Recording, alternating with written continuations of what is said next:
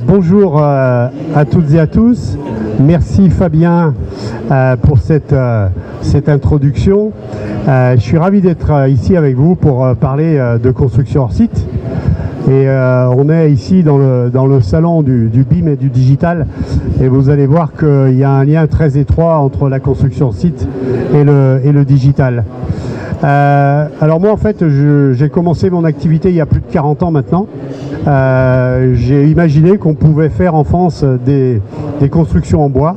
J'aime autant vous dire qu'il y a 40 ans c'était pas gagné. Et j'ai créé donc une entreprise que j'ai appelée Ossabois et que j'ai dirigée pendant 30 ans, qui est devenue une des entreprises leaders de la construction bois en France. Et au bout de 30 ans, donc, on avait construit à peu près 20 000 logements et on avait créé 3 usines dans lesquelles on avait à peu près 300 collaborateurs. Et donc, avec la construction bois, moi, qu'est-ce qui m'a passionné? C'est d'abord avoir moins d'impact sur l'environnement. Construire avec du bois, ça me paraissait avoir beaucoup de sens. Et puis c'est également fabriquer de manière plus efficace dans un atelier, dans une usine, plutôt que sur le chantier. Donc je me suis intéressé à l'industrialisation de la construction. Qu'est-ce qui se passe? Et donc j'ai vendu l'entreprise il y a 10 ans maintenant. Et il y a quelque chose qui m'interpellait. Je n'arrivais pas à comprendre pourquoi on ne développait pas plus l'industrialisation de la construction. Et moi, en tant qu'industriel, j'avais beaucoup de mal finalement à pénétrer le marché. On avait réussi à grandir, mais ce n'était pas fois 50. Alors que moi, je voyais tout le potentiel de l'industrialisation. Et en fait, j'ai entrepris un voyage autour du monde pour aller voir ce qui se passait dans le monde de l'industrialisation de la construction. J'ai vu des choses tout à fait incroyables. Et j'ai notamment rencontré le monde du off-site building, qui est un nouvel écosystème qui se développe dans beaucoup de pays et qui ne se développe pas du tout en France.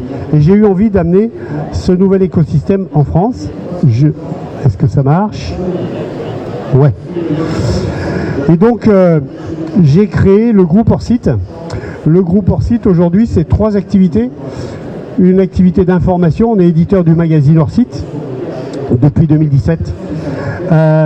Une activité de formation, on a créé le campus hors site, qui est la première école en France de formation autour du hors site. Et puis, une activité de conseil. Hop, non, je ne fais pas ce qu'il faut.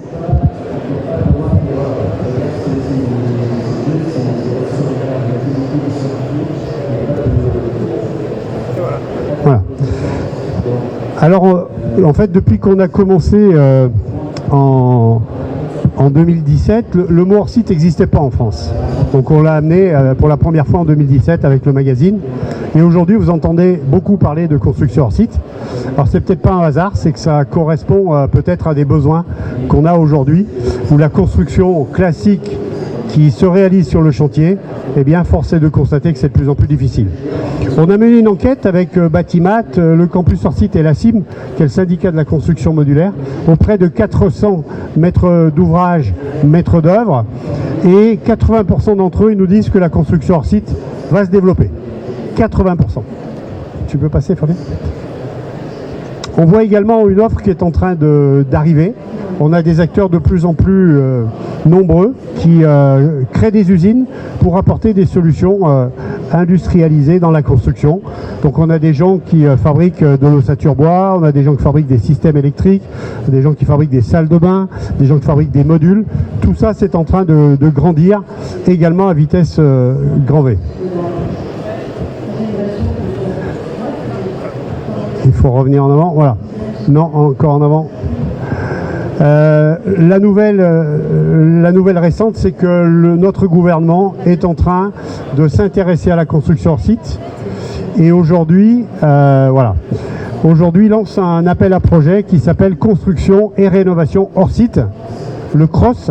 Donc c'est un appel à projet qui est tourné vers les entreprises pour soutenir les filières de production et également pour soutenir la R&D pour développer des solutions hors site. Et ça, c'est vraiment très intéressant que voir que le gouvernement s'y intéresse, et c'est pas par hasard. Le gouvernement, comme beaucoup d'autres gouvernements dans beaucoup d'autres pays, considère que la construction hors site est en fait un outil majeur au service de la décarbonation. Le sujet aujourd'hui, vous le savez, c'est de décarboner nos activités, et la construction hors site est vraiment un des outils majeurs pour décarboner le monde de la construction. Alors, rapidement, un peu d'histoire. Hein. Nos grands-parents, quand ils construisaient, ils n'avaient pas les engins à moteur, ils n'avaient pas les pelleteuses, les camions. Donc, ils extrayaient les matériaux qu'il y avait localement. S'il y avait de la terre, eh ben, on faisait de la terre. S'il y avait des pierres, on faisait avec des pierres. Et puis, c'était tellement coûteux en énergie humaine de produire les éléments, une poutre ou une pierre, que en fait les matériaux duraient très très très longtemps et il fallait plusieurs générations avant que la maison commence à se déglinguer et on récupérait nos pierres pour refaire une autre maison. On était dans un cycle d'économie circulaire assez parfait.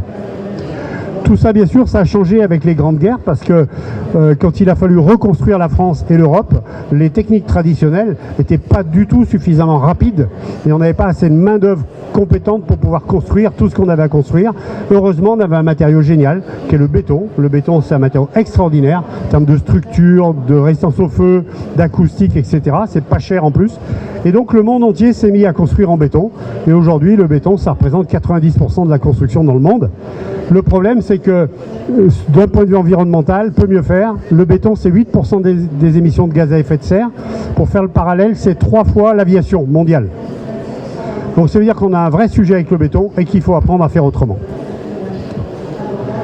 Il y a un deuxième sujet qui est intéressant, c'est que les bâtiments d'aujourd'hui ont à peu près rien à voir avec les bâtiments d'il y a 40 ans. L'Empire State Building, on l'a construit en 13 mois. Si on veut faire la même chose aujourd'hui, il faut 5 ans. Un petit peu plus près de chez nous, il y a 40 ans, une tour à la Défense, par exemple, c'était à peu près 65 à 70% de gros œuvres et 30 à 35% de lot technique. Aujourd'hui, c'est l'inverse. C'est 35% de gros œuvres, 65 à 70% de lot technique. Et le problème, c'est qu'on continue à faire les bâtiments aujourd'hui avec les mêmes méthodes et les mêmes organisations que quand ils étaient simples. Et ça se traduit par quoi? La slide suivante. Par une chute de la productivité dans le monde du bâtiment qui est absolument phénoménale. Ici en France, on a perdu 20% de productivité en 20 ans. Là où tous les autres domaines, notamment industriels, s'améliorent en productivité chaque année, nous on fait le contraire. C'est lié à quoi? À des bâtiments de plus en plus complexes et puis bien sûr, vous le savez tous, à une main-d'œuvre qualifiée qui est en train de disparaître. Comment est-ce qu'on résout cette équation? Eh bien, vas-y Fabien. Il y a beaucoup de gens qui pensent qu'on va pouvoir résoudre cette équation en transférant un certain nombre d'heures du chantier dans l'usine. La construction hors site, c'est rien d'autre que ça. Je déplace des heures du chantier dans l'usine parce que dans l'usine, je vais avoir des conditions de travail que je ne pourrais jamais avoir sur un chantier et je vais donc être beaucoup plus efficace. Par contre, il y a beaucoup de choses qu'il faut changer pour être capable de faire ça, on va y revenir. Il y a plein de solutions. On peut faire des panneaux en ossature bois, en ossature métallique, en béton. On peut faire des éléments techniques. On peut faire des modules 3D. On peut combiner tout ça. Et en fait, on va augmenter le taux de préfabrication. Dans les pays où on est en avance sur nous, le Singapour par exemple, le Royaume-Uni ou la Scandinavie, on constate que plus on augmente ce taux, plus on améliore les choses. On améliore le coût, la qualité, les conditions de travail, etc. etc. Vas-y Fabien. Ça repose en fait sur ces deux chiffres qui font en général hurler les gens du bâtiment. Un ouvrier dans une usine, tout est fait pour qu'il soit efficace. Les outils sont adaptés à son travail, il est dans de bonnes conditions et il apporte de la valeur ajoutée 80% de son temps. Il y a 20% de temps perdu, mais 80%, c'est de la valeur ajoutée pour le client, donc des choses qu'on va pouvoir vendre. Sur un chantier, un ouvrier apporte de la valeur ajoutée 20% de son temps. Ça veut dire qu'il y a 80% de temps perdu. C'est pas l'impression qu'il a l'ouvrier, hein. Mais le chantier, il faut s'y rendre. En général, les ouvriers, ils habitent en moyenne à 80 km du chantier. Donc c'est beaucoup d'heures de camionnette. Quand j'arrive sur le chantier, si je travaille au 5e étage, je commence à amener mes outils, puis après je vais chercher mes tuyaux, mon lavabo, etc., etc. On passe beaucoup de temps à chercher des informations. Là, peut-être que Timothy peut apporter des solutions. Mais en tout cas, le résultat, c'est ça. Donc l'idée du hors-site, c'est que je transfère des heures du chantier à l'usine pour augmenter notre productivité. Alors si on regarde... On fait un petit comparatif sur 40 ans entre l'automobile et le logement. La Renault 5, c'était un engin tout simple. Moi, j'ai roulé avec. C'était ultra simple. Ça valait 14 mois de salaire. Cette voiture-ci, moi, j'aurais jamais imaginé que ça puisse exister un jour. C'est un objet de science-fiction par rapport à la Renault 5. Elle coûte plus que 10 mois de salaire. Donc, elle est devenue plus accessible, une meilleure qualité. Et ça, c'est parce qu'on a une efficience incroyable dans le monde de l'automobile. Un logement, ça valait 5 années de salaire en 80, ça vaut 9 années de salaire aujourd'hui, et ça, c'était plutôt des stades de 2018. Donc, c'est bien pire aujourd'hui. Alors, c'est vrai qu'il y a l'impact du foncier, mais pas que. Le coût de la construction a flambé. Alors, comment est-ce qu'ils ont fait les gens de l'automobile pour améliorer cette productivité? Ils ont complètement changé leur façon de voir les choses. Dans les années 80, les fabricants européens, en fait, ils fabriquaient quasiment toute la voiture. Ils achetaient de petites pièces détachées. Puis ils ont failli se faire ratatiner par les Japonais qui arrivaient avec de nouvelles méthodes. Donc ils ont adopté les méthodes des Japonais, notamment le lean manufacturing. Et aujourd'hui, une entreprise comme Peugeot ne fabrique plus que 25% de la voiture et achète 75% à ce qu'on appelle des équipementiers.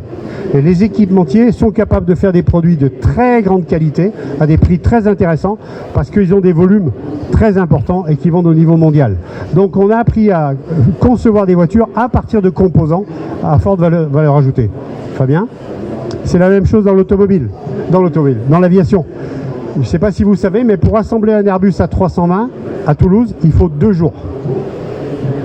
2 jours parce qu'on amène sur place des éléments qui ont été fabriqués dans tout le reste de l'Europe. C'est la même chose pour un téléphone. C'est la même chose pour un programme informatique. Est-ce qu'il y en a qui codent par ici? Ça arrive? En fait, quand on code, au début du code, on codait toutes les lignes. C'était super long, on faisait plein d'erreurs. Puis on a appris à faire des blocs de code qu'on appelle des objets. C'est la programmation orientée objet. Et donc on assemble des blocs de code. Et du coup, ça a permis de gagner beaucoup en rapidité, en fiabilité, en qualité. Il y a un endroit où ça ne se passe pas comme ça, c'est dans le bâtiment. Nous, on code toutes les lignes. Le sable, le ciment, les fils, les tuyaux, on code toutes les lignes. Donc moi, ce que je vous propose, c'est de passer à la construction orientée objet. Est-ce que c'est possible de faire ça à partir de composants? Vas-y. Oui, c'est possible. Et si on comprend que c'est possible, on va pouvoir créer de véritables filières industrielles. Vas-y. Et du coup, on va pouvoir mettre en place les outils qu'on a mis dans l'automobile. C'est tout à fait possible de les mettre sur un chantier, et ça, Fabien connaît bien le sujet. Mais dans une usine, c'est naturel et ça fonctionne très bien. D'autant plus que, si on prend l'exemple de l'automobile, aujourd'hui, vous savez qu'en Europe, on est en train d'électrifier les voitures. En France, on va perdre 100 000 emplois dans l'automobile dans les 10 ans qui viennent. Eh bien, moi, ce que je vous propose, c'est de transformer ces usines de l'automobile pour fabriquer des éléments pour le bâtiment. Et c'est tout à fait possible. Je l'ai déjà réalisé, notamment avec une usine qui fabriquait des grilles peints, qui fabrique aujourd'hui des modules en ossature bois. Alors, vous savez que l'amélioration de la productivité dans l'ensemble des domaines, elle est liée à la pénétration du digital. C'est le digital qui permet l'amélioration de la productivité. Et vous savez aussi que la construction, c'est le bon dernier de la classe. Même l'agriculture, elle est largement devant nous. Pourtant, vous voyez, on parle que d'informatique ici, mais ça s'arrête à la porte des chantiers. Très difficile de poursuivre le BIM sur le chantier. Il n'y a pas les robots, les conditions sont difficiles, etc., etc., etc. Et la digitalisation, on va pouvoir l'amener avec la construction hors site. Alors, le problème, c'est qu'on a des organisations et des méthodes qui, aujourd'hui, ne sont pas du tout adaptées à l'industrialisation. On travaille en organisation segmentée, le maître d'ouvrage, l'architecte, l'ingénieur, les entreprises, tas de soins, avec tout un système de protection des uns par rapport aux autres, notamment le système assurantiel. Et puis, on a le culte du prototype. On fait des prototypes à chaque fois qu'on fait un bâtiment.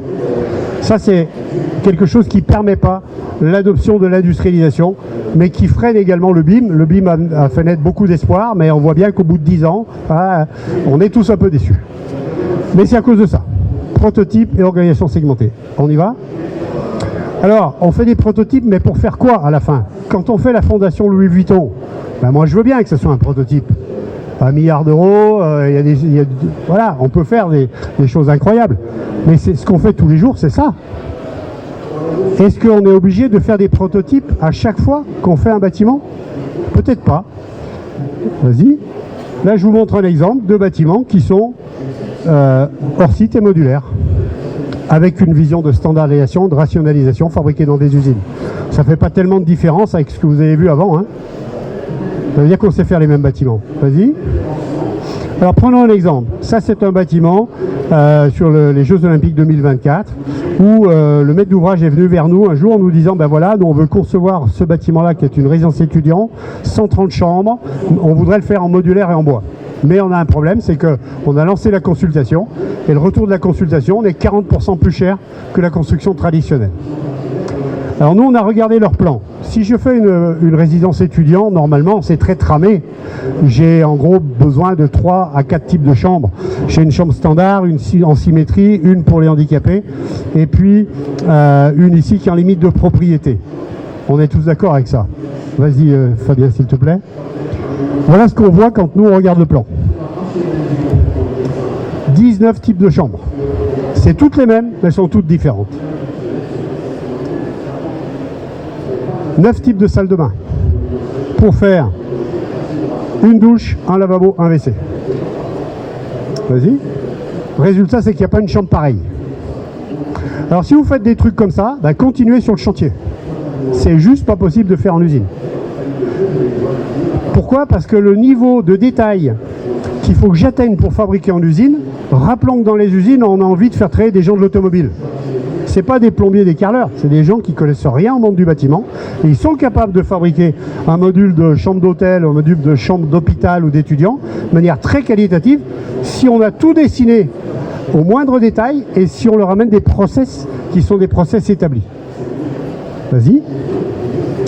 Alors rationaliser, en fait, c'est possible. Sur ce projet-là, nous on a repris le projet en revenant effectivement à 4 typologies de chambres au lieu de 22. On a gagné 1 million d'euros. On a gagné 30%. Donc ce projet est réalisable. Il est d'ailleurs en cours de réalisation aujourd'hui. Et là, pour le coup, on peut vraiment dessiner avec un niveau de LOD très très fort parce qu'on a un nombre de chambres limité. Et on n'a rien changé à l'architecture. C'est juste une question d'approche. Vas-y. Alors l'architecture à leur site, c'est possible. Ça, c'est par exemple un hôtel qui est à Amsterdam, qui s'appelle l'hôtel Jakarta. Je vous invite à aller y boire une bière ou y coucher, c'est un endroit extraordinaire. Toutes les chambres ont été fabriquées en usine, 175 chambres, elles ont été posées en 3 semaines. On a divisé le nombre de camions par 5. On a réduit l'impact carbone de 40%.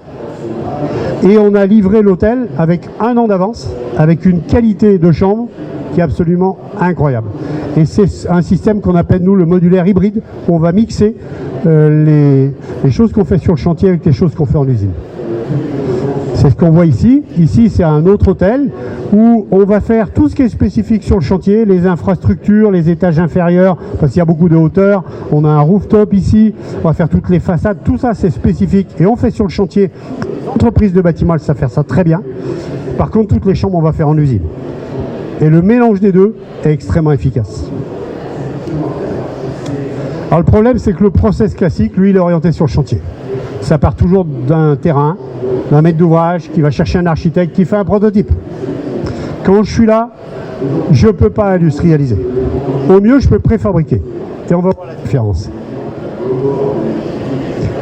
La préfabrication, en gros, je ne change rien à mes habitudes, je dessine un projet. Une fois qu'il est dessiné, je vais voir les industriels.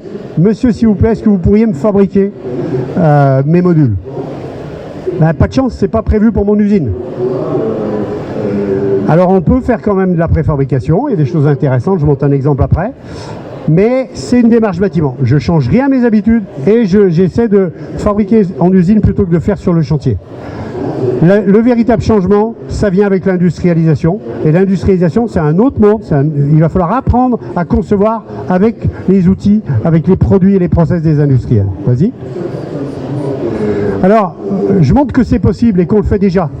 Aujourd'hui, un architecte qui fait un bâtiment avec des étages, il a besoin d'une circulation verticale avec un escalier, un ascenseur. En général, est-ce qu'il y a des architectes? Oui. En général, dites-moi si je dis une bêtise, l'architecte va dessiner la cage d'escalier un peu comme ça l'arrange. Bien sûr, il faut qu'elle soit réglementaire et tout ça, mais je dessine là où, comme ça m'arrange. Moyennant quoi, quand je veux chercher un escalier préfa, je vais demander à l'industriel de rentrer dans ma cage. J'ai été visiter un fabricant qui fait 12 000 escaliers par an, 12 000 escaliers sur mesure. Maintenant, vous avez besoin d'un ascenseur. Est-ce que vous faites pareil pour l'ascenseur? Non, hein. Vous allez chercher chez les industriels de l'ascenseur la dimension de la cage, vous la mettez sur votre plan et du coup l'ascensoriste il va pouvoir mettre dedans son ascenseur et avoir des vrais flux industriels dans son usine. Donc la question que je vous pose, si on sait le faire pour l'ascenseur, pourquoi on ne peut pas le faire pour l'escalier? Pourquoi on ne peut pas le faire pour les salles de bain? Pourquoi on ne peut pas le faire pour les chambres d'hôtel?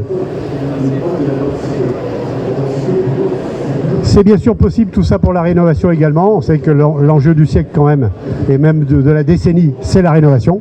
On peut avoir la même logique industrielle pour faire de la rénovation. De la même manière, si vous avez 3 maisons ultra spécifiques à rénover, faites-le faire par les artisans, c'est leur domaine. Mais si vous avez 3 barres d'immeubles avec 900 logements, là c'est intéressant d'aller sur l'industrialisation. Donc les clés du succès, c'est de prendre conscience que aller vers leur site, c'est une autre démarche intellectuelle, vraiment. Ça change nos habitudes, il faut travailler en collaboratif, il faut arrêter de réinventer l'eau chaude tout le temps. Il faut penser préfabrication plus que chantier dès le premier coup de crayon. Il ne faut pas opposer le bâtiment et l'industrie. L'idée du hors-site, c'est d'amener aux gens du bâtiment des objets fabriqués en usine qui vont leur permettre de gagner du temps et de l'efficacité et de l'argent. Et puis il ne faut pas oublier la courbe d'apprentissage. Ça ne se fait pas du jour au lendemain. Ce qui est le plus important, bien sûr, la fabrication en usine, c'est un vrai sujet en soi, mais vous ne pouvez pas réussir la fabrication en usine si vous ne mettez pas en place une culture et un management de chantier qui va rendre possible l'industrialisation. Voilà, et pour ça, donc, on a créé le campus hors site, dont vous pouvez aller vous former gratuitement. Il y a des cours en ligne, et puis vous pouvez devenir partenaire du campus pour nous accompagner.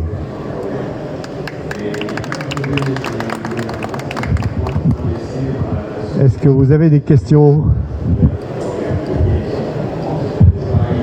Merci Pascal. Alors, je vais initier les questions, comme ça va faire venir. Je pense que, enfin, moi je suis ultra partisan de tout ce que tu as montré parce que c'est dans mon ADN et même dans Timothy, je commence à dire qu'on industrialise les processus plutôt qu'on fait du planning, mais par contre c'est un mot qui fait peur en fait. C'est un mot qui fait peur aujourd'hui, ce qui fait peur au secteur. Parce qu'ils ont l'impression de perdre en créativité. Donc là, tu nous as montré que justement, il y avait de la créativité quand même et que finalement, c'était un assemblage de Lego. Qu'est-ce que tu donnerais comme conseil à des architectes qui auraient peur de perdre justement ce pouvoir de créativité aujourd'hui pour y aller? Alors déjà, je pense qu'il faut faire un petit peu une introspection sur ce rejet du mot standard. Le mot standard, on ne l'aime pas dans la construction. Et en fait, de mon point de vue, c'est peut-être un vieux traumatisme des années d'après-guerre. Ah ben, on a tous connu la sarcellite et c'est pas très beau ça. Voilà, les grandes barres d'immeubles, les piscines tournesol, etc. Et donc on a ce traumatisme-là et depuis finalement les années 80, on est reparti dans cette idée que chaque fois qu'on fait un bâtiment, il faut s'ancrer dans le territoire et faire un objet unique. Et on a du coup jeté à la poubelle toutes les techniques de standardisation de préfabrication. Alors qu'en fait, on les a toujours utilisées. Alors on va remonter un petit peu plus loin. On va remonter par exemple jusqu'au niveau des cathédrales gothiques du XIIe siècle. Villard de Hontecourt, qui était l'architecte des cathédrales gothiques, nous dit à chaque fois qu'il est possible de standardiser une pierre, on va le faire pour économiser la sueur des hommes et l'argent. Et si vous regardez bien une rosace d'une cathédrale, vous allez vous rendre compte que c'est la même pierre tout le tour. Un petit peu plus proche de nous, Haussmann. Les immeubles haussmanniens sont parfaitement standardisés. Les commerces au rez-de-chaussée, les bourgeois au premier, les bonnes là-haut, les frontons, etc., etc. Ça a été construit il y a 170 ans. À ce que je sache, on ne fait pas des démolitions massives comme ce qu'on est en train de faire pour certains bâtiments qui ont 30 ans. Ils sont reconnus comme étant les plus beaux immeubles du monde. Donc moi, je voudrais qu'on se réapproprie cette notion de standardisation.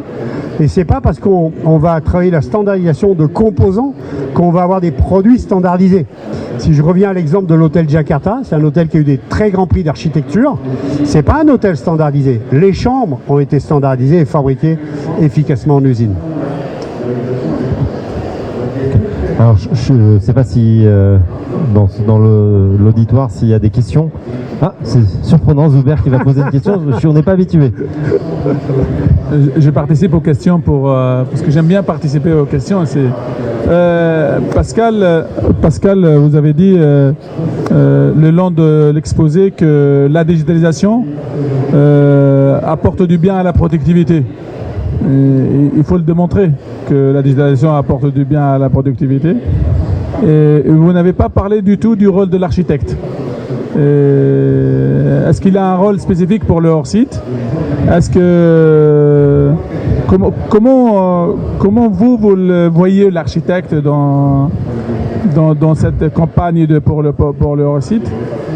Et la troisième chose, c'est l'écosystème de hors-site par rapport on sait, et c'est bien que la construction, c'est un ascenseur social. Quid de ça par rapport à leur site? Alors, je vais peut-être commencer par l'architecte. Parce que l'architecte a un rôle absolument essentiel dans le développement de la construction hors site. Et je pense même bien au-delà de ça, l'architecte a un rôle essentiel dans la décarbonation de nos activités. Et moi, je trouverais dramatique que les jeunes architectes, par exemple, ne se jettent pas à fond là-dedans, parce qu'il y a un potentiel incroyable. On sait que le bâtiment, c'est 40% des émissions de gaz à effet de serre, mais c'est en même temps un potentiel d'amélioration extraordinaire. Si on regarde dans l'automobile, comment est-ce qu'on fait pour améliorer, par exemple, la puissance d'un moteur en réduisant sa consommation, on est quasiment au bout de ce qu'on peut faire. Pour arriver à gagner 1%, il faut dépenser un fric fou. Nous, on peut gagner des 20, des 30%. Mais par contre, il faut se réinventer. Et les architectes ont un rôle absolument essentiel. Alors en France, on a quand même un sujet, c'est que les architectes dépendent du ministère de la Culture, ce ne sont pas des ingénieurs. Alors, je dis c'est un sujet, je ne dis pas que c'est un problème. Moi, au contraire, je pense que les architectes, il faut qu'ils se fassent plaisir et qu'ils nous fassent de belles villes et de beaux bâtiments. Simplement, il faut qu'ils arrêtent de coder toutes les lignes. Il faut qu'ils apprennent à faire de la conception orientée objet. Je vais chercher des éléments et ces éléments, je les connais et je vois qu'ils sont de très grande qualité. Parce que si on prend l'exemple de la résidence étudiant, une chambre étudiant qu'on refait à chaque fois, mais vraiment, pour faire 18 mètres carrés avec une porte, une fenêtre, une salle de bain, un lit, un placard et un bureau, bah peut-être on ferait bien de la faire une fois correctement et de l'améliorer. Comme on a fait les voitures, on est passé de la 204 à la 208 en 30 ans, c'est plus la même voiture. Donc je vais chercher cet objet, je le mets sur mon plan et moi je vais mettre ma valeur ajoutée au bon endroit. C'est-à-dire dans les usages de mon bâtiment, dans l'environnement de mon bâtiment, dans l'énergie, dans l'esthétique, dans les façades, etc., etc. Mais je ne vais pas perdre mon énergie à aller réinventer la même chambre tout le temps. Ceux qui comprennent ça, ils sont de plus en plus nombreux. 1, ils se font plaisir. 2, ils passent beaucoup moins de temps sur leur chantier. Et 3, ils ne passent pas leur vie à lever les réserves dans les salles de bain des chambres d'étudiants. Merci Pascal. J'avais une question pour toi et puis on verra s'il y a une dernière question. Et le digital dans tout ça, parce que tu as dit on a une courbe qui montre que moins on est digitalisé, moins on gagne d'argent. Ouais. Ce qu'on sait tous aussi, c'est que il y a un sujet de standardisation aussi dans la digitalisation aujourd'hui, parce que t'étais pas avec nous hier on a fait une table ronde justement sur la standardisation des études, des briques, faire des briques, etc. Et Dassault nous disait si on fait rien, c'est impossible de digitaliser parce que sur un projet de 3 millions, il faut investir 300 000 € pour digitaliser le projet. Donc toi tu vois comment la digitalisation en support à l'industrialisation finalement? Alors finalement, un programme informatique, c'est quoi? Un programme informatique, c'est des algorithmes qui font des boucles et donc qui nous amènent à des processus standardisés. Si tu n'amènes pas de processus standardisé, bah, fais à la main. Tu prends ton tableau Excel et puis tu fais à la main. Et donc, il faut admettre cette idée de standardisation. Une fois qu'on l'a admis, en fait, ça va tout seul. Un objet qu'on va pouvoir dessiner Si c'est un objet qu'on va reproduire une multitude de fois, je vais le faire 100 fois sur une résidence, puis je vais le refaire sur une deuxième, puis sur une troisième, puis sur une quatrième. Là, je peux rentrer dans un niveau de détail de dessin qui va être du vrai BIM exploitable par l'usine qui va produire, parce que dans l'usine, on peut avoir des robots aujourd'hui, machines à commande numérique, et j'oublie pas ta question sur l'ascenseur social, des machines à commande numérique, et puis on va pouvoir aller jusqu'au chantier, bien entendu, et puis à l'exploitation du bâtiment pendant 50 ans, puisqu'on aura un vrai BIM où on aura vraiment la référence de chacun des produits. Alors sur le sujet de l'ascenseur social, dans le bâtiment, c'est vrai, on peut commencer sur le chantier puis terminer chef d'entreprise. Je vois pas pourquoi ce serait pas pareil dans l'industrie. et c'est effectivement le cas. Moi, je connais des gens qui ont commencé dans les grille-pains, puis j'ai repris une usine de grille-pains, et puis qui étaient derrière une machine, et puis qui progressivement ont pris une partie du grille-pain en sous-traitance, et puis qui sont devenus des chefs d'entreprise et qui ont développé. Et on a aussi un ascenseur social hyper intéressant. C'est qu'on sait que sur le chantier, les conditions sont difficiles. Il nous faut des gens qualifiés sur le chantier, on en manque. Et on a des gens qu'on n'arrive pas à faire réussir sur le chantier. Prenons l'exemple des femmes. Très peu de femmes sur le chantier. Très peu de femmes parce que la vie autour d'un chantier, elle est difficile. Il faut y aller le matin, il faut repartir le soir. Comment je fais pour avoir une vie de famille ? C'est lourd, etc., etc. Eh bien, dans une usine, on peut faire travailler des femmes. Les Suédois, par exemple, aujourd'hui, sont en train de rechercher la parité homme-femme dans le monde du bâtiment, et ils y arrivent dans les usines qui produisent des éléments. Une dernière question de... Merci pour la présentation, c'était hyper intéressant. Je voulais savoir, est-ce que l'intégration de leur site dans le parcours d'architecture dans les écoles, ça peut aider à changer les mentalités? Et si ça a déjà été fait par vous ou par quelqu'un d'autre? Alors nous en France, non, pas du tout. Ça n'a pas commencé. C'est absolument nécessaire. En Angleterre, l'ordre des architectes qui s'appelle le RIBA donne des formations sur leur site, et ils ont même écrit un ouvrage qui en est à sa 2e édition. C'est comment intégrer leur site dans mon métier d'architecte, et avec des préconisations, par exemple, de travailler dès le début avec des experts du hors-site. Parce qu'une des difficultés aujourd'hui, c'est si je vais vers le hors-site, comment est-ce que je fais? On n'a pas le savoir-faire, donc je vais aller voir une entreprise. Ah ouais, mais si je vais voir une entreprise, je suis coincé avec elle. Et donc il y a des experts du hors-site. Nous on est les premiers, mais il y en a d'autres qui sont en train d'arriver. En Angleterre, c'est un vrai métier. Donc vous travaillez avec ces experts du hors-site qui eux connaissent le savoir-faire des industriels et qui vont pouvoir vous guider dans la conception pour qu'un jour on puisse faire une consultation auprès de plusieurs entreprises. Mais le rôle de l'architecte est vraiment essentiel dans le hors-site. Et moi je rêve de pouvoir mettre en place des formations dans les écoles d'architectes, bien sûr. On se connaît un peu, tu m'as pas reconnu parce qu'on se voit pas beaucoup. On a fait un concours, ensemble, c'était assez intéressant. Juste, effectivement, évidemment, le rôle des architectes est essentiel, et il y a une frontière à placer.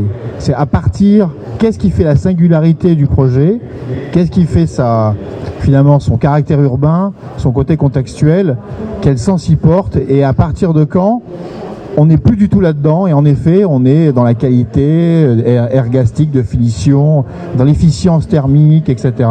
Et c'est cette frontière-là que les architectes ont du mal à placer. C'est exactement ça le problème.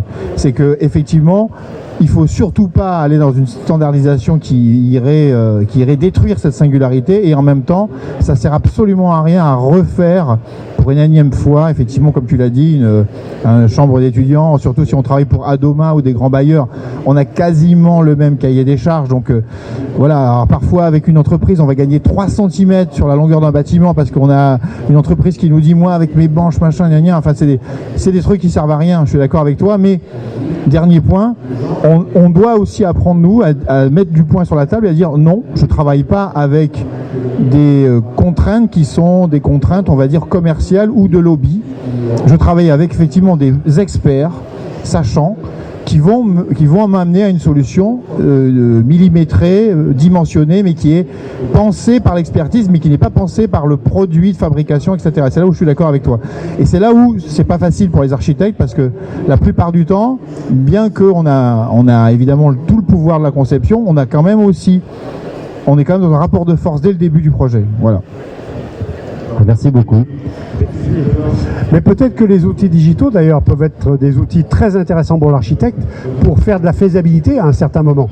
Comment je mets mon curseur sur tel ou tel élément?